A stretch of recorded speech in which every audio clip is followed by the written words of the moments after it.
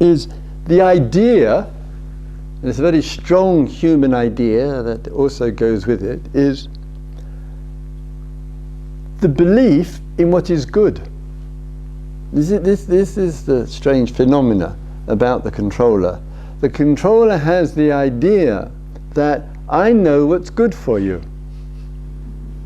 You know, we have persuaded ourselves.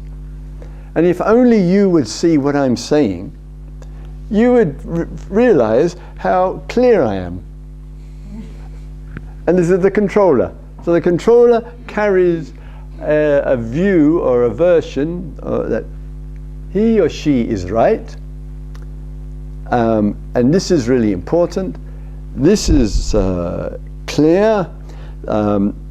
This is how things should be done, or how they shouldn't be done, and therefore this is the best way. And all of that formation of that inner life extends itself upon another or others, and we can't make it out why, without control freak issues, why other people are not falling down on their knees with enormous gratitude for our unresolved control issues. Such a phenomenon we are. But also, the other aspect of all of this, of course, and this movement, and remember this movement of control has enormous impact on life and human life and sentient existence. It's a deeply, a deep problem. It's an epidemic of epidemic scale. Is one of the most difficult things I think you will find and I will find is we may not have that tendency.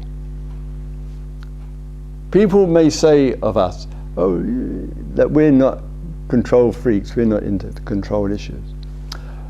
But sometimes we are in the voice of the Saki, and in other words, we're nice, we're very kind, we never say a bad word about anybody, we're very gentle. What else? Oh yes, of course, we meditate. We eat vegetarian food, we like going for a lovely walk in the nature, etc. And all of that kindness, the realm of the devas, the realm of the light, gentle beings, and all of those forces, simply can't cope with the control freaks. That's the difficulty. And that's why the conflict goes backwards and forwards. And therefore, if you and I are one of those nice, kind, gentle, loving meditators, the probability is, somewhere in our life, we will find ourselves with vipachiti. That means that the control freak, that the azur, the demon of the controllers. Sometimes we marry one, you know, just to really increase the quality of our practice. Who knows where they come from? Sometimes it's at work, or it's in the college, or it's in the people with our neighbours, who insist on growing as big a tree as possible, so there's absolutely no chance of any sunlight in one's back garden. You know, they appear everywhere. How do we, when we're on the receiving end of the self in the form of the controller, how do we respond to that?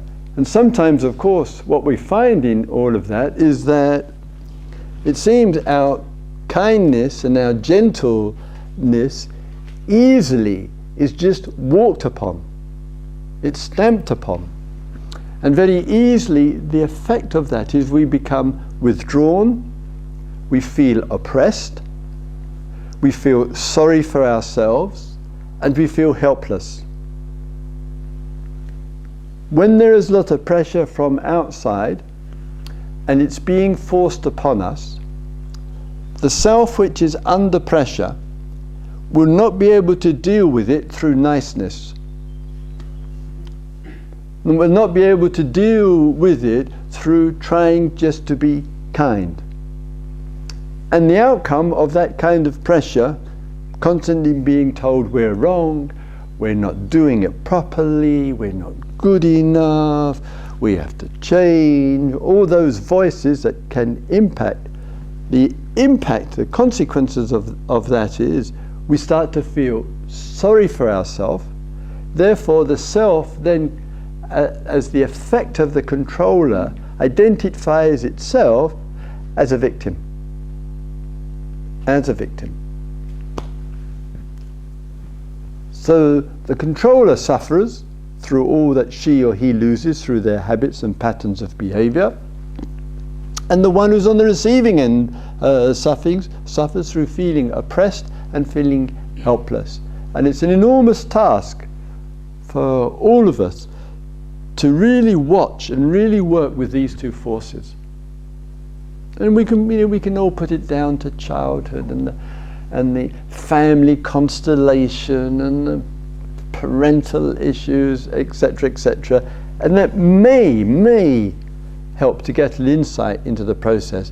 But still, nevertheless, there is still the controller, there is still the feeling of being controlled or dominated, and somewhere in those two selves we have to find some other way to look.